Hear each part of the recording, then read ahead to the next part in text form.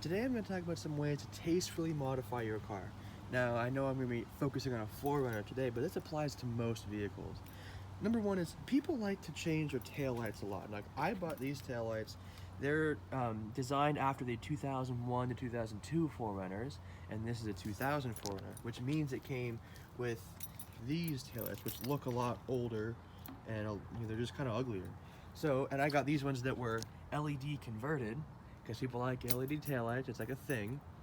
And so I got these ones, they're styled after OEM, so they look good. They're not some like crazy early 2000s chrome looking job.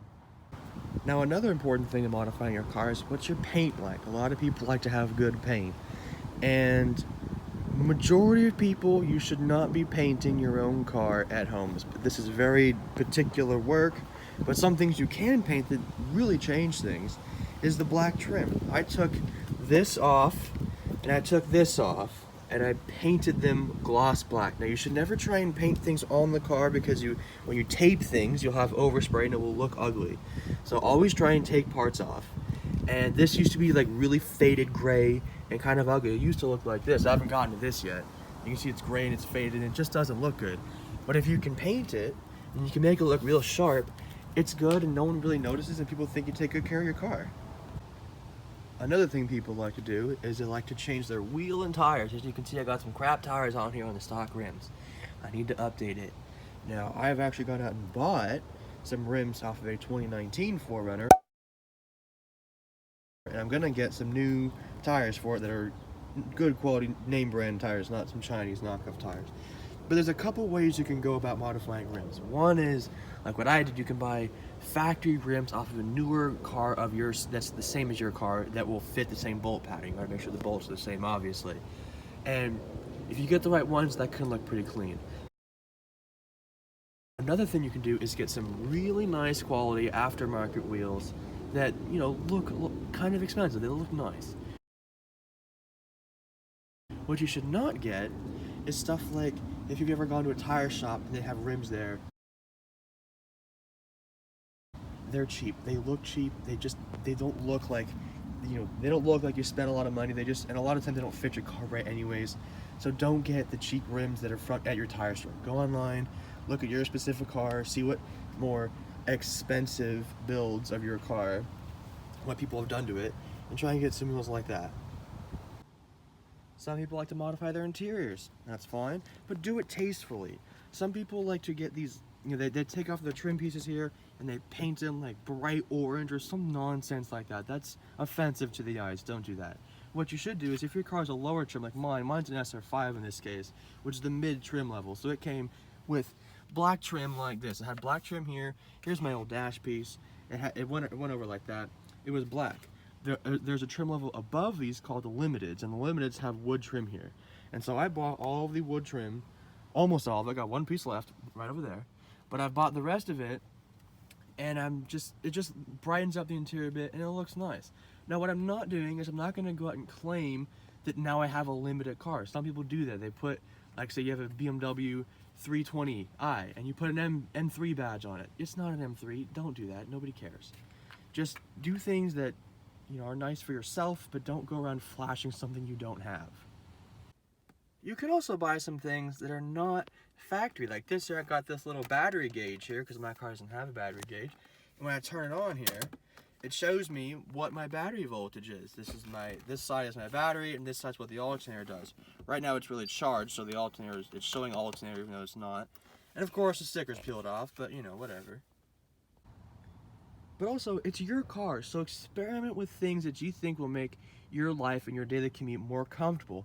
In my last 4Runner, my armrest was all ripped up, so I took it off, I put some foam on it, and then I wrapped it in like a suede material, and it was super comfortable.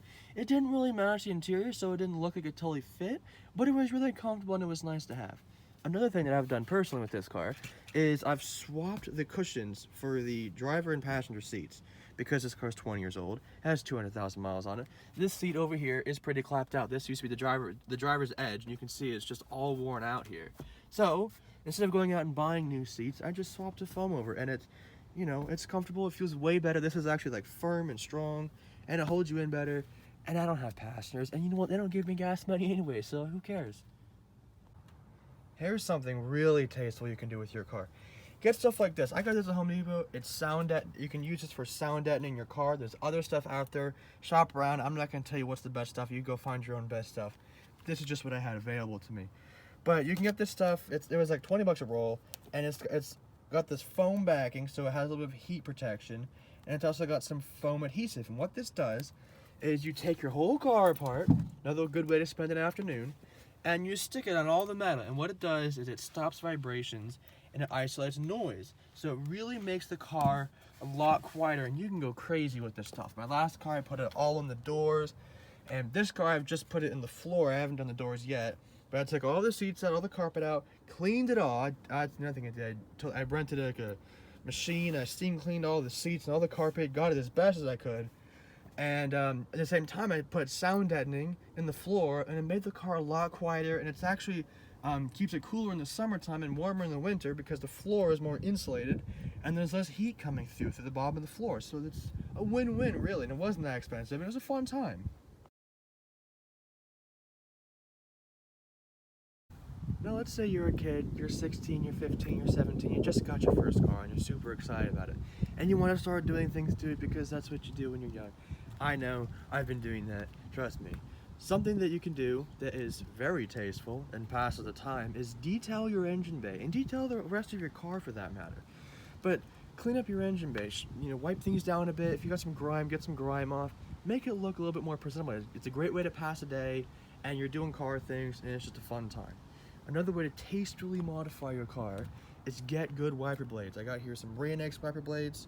They're they're like, they call them the Unibeam or some nonsense like that, but they're really good wiper blades, not too expensive, and it's just a good way to make your car better. Another thing you can do is detail the frame, the frame and like your fender wells and stuff. Shine things up under there. It's gonna be dirty. Another way to pass some time and clean things up and make your car better. Something else people like to do is they like to change out their factory steering wheels for aftermarket ones. Do not do this, especially if it's a road car. Most cars are road cars. If you take out your airbag and put in some cheap aftermarket steering wheel, you're gonna really hurt yourself in an accident. And also, like, in my case, my foam is all ripped up. I have this horrible steering wheel cover on. I hate steering wheel covers, but I have to because the foam is like literally falling off. So I have to. But when I go to replace this steering wheel, I'm gonna get another factory OEM Toyota steering wheel that has good leather on it. And that way it still looks nice and it makes the car better. Here's a really great way to modify your car, especially if you have an older car. First thing to do, it's pretty cheap, get new bushings. These little things right here, they're like these little rubber washers. They're called bushings. They isolate all the things in your suspension so you don't have metal on metal contact. If your car's 20 years old like mine is, they're all worn out and horrible. So get some new polyurethane bushings. It will tighten things up, and it really makes your car drive a lot better. I did the sway bar bushings in the front and the back, and I also did the power steering rack bushings where like the power steering rack is mounted to the body. There's rubber bushings there. And before I did that, my steering was super sloppy and gross. And then once I did that, it really tightened up, made it drive like a lot newer of a car. So there's something to do right there. Also, people like doing suspension. I just installed these Bilstein shocks, really high quality shocks, very nice. And I got these really nice Old Man Emu springs. They lifted my car a bit. If you have a car you might want to lower, so look for some really high quality lowering kits that also give you a good ride. Don't just have a super stiff ride on a really low car, because nobody wants to ride in your car like that. No one enjoys that.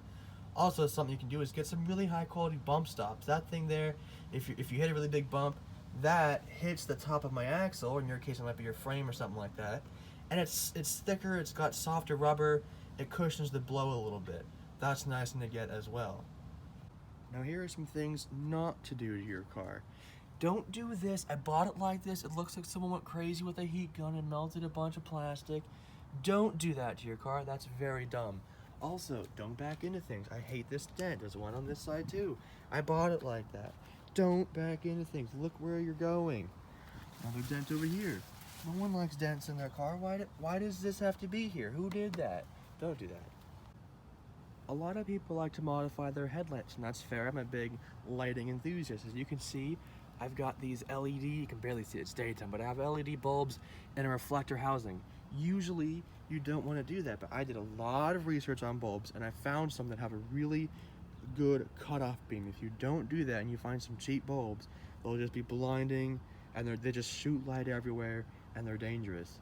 Another thing to do working with your headlights is make sure you have a clean lens.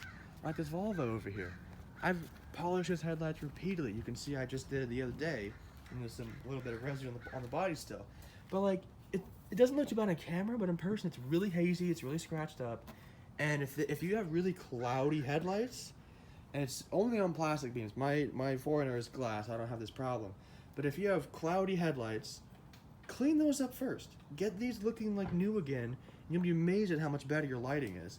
And if that still isn't enough, do something responsible and spend more money and get a projector beam retrofit. Now this car came with these projector beams, but you can go online and look for Morimoto projector retrofits, and basically they'll fit into most reflector housings, and they provide a really wide beam with a really strong cutoff, and they're just really nice looking bulbs, and they're pretty bright, but they won't blind somebody as long as you aim them correctly. You want to have them kind of aimed low enough so that they don't blind people, but you don't want them so low that they're just pointing at the ground either. And that goes for all headlights. I see some people driving around with their headlights like pointing right at the ground.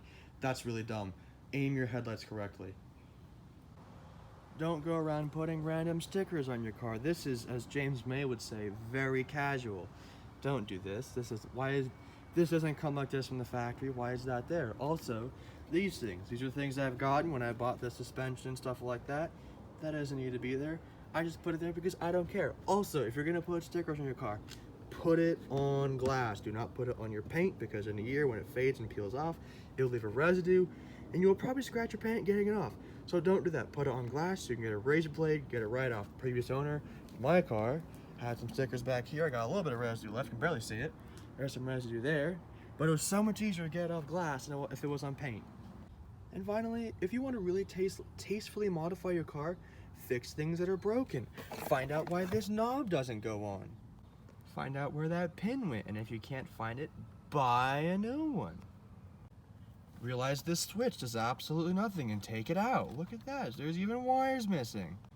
If you have ripped weather stripping, buy some new ones. Look up how cheap it is to fix that dent. But you know what? It's your car. At the end of the day, go and do whatever the hell you want to do. Well, who am I to judge? But just try and do with a little bit of thought before you just go out and paint something or buy some really ugly taillights.